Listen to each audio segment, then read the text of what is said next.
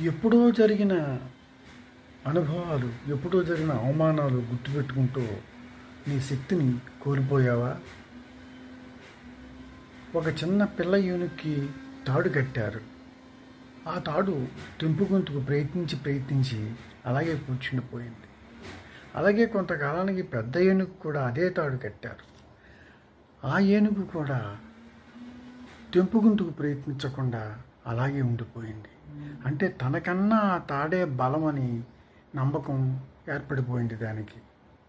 దాంతో దాని మీద ఉన్న నమ్మకం, ఆత్మవిశ్వాసం కోల్పోయింది. అలాగా మన జీవితంలో ఎప్పుడో జరిగినవి తలుచుకుని మనలో ఉన్న శక్తిని, మన వ్యక్తిత్వాన్ని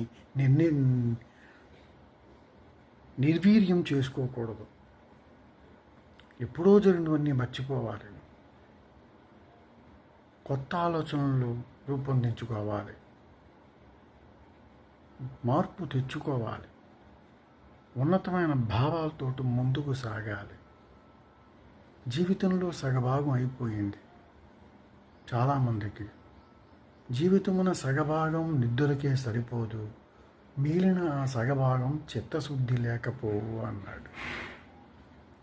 అందుచేత మనం చిత్తశుద్ధి కలిగి ఉండి తెలివితేటలతో ప్రవర్తించి ధైర్యంగా, విశ్వాసంగా ముందుకు సాగాలి. వ్యక్తిత్వాన్ని నిలబెట్టుకోవాలి. All the best.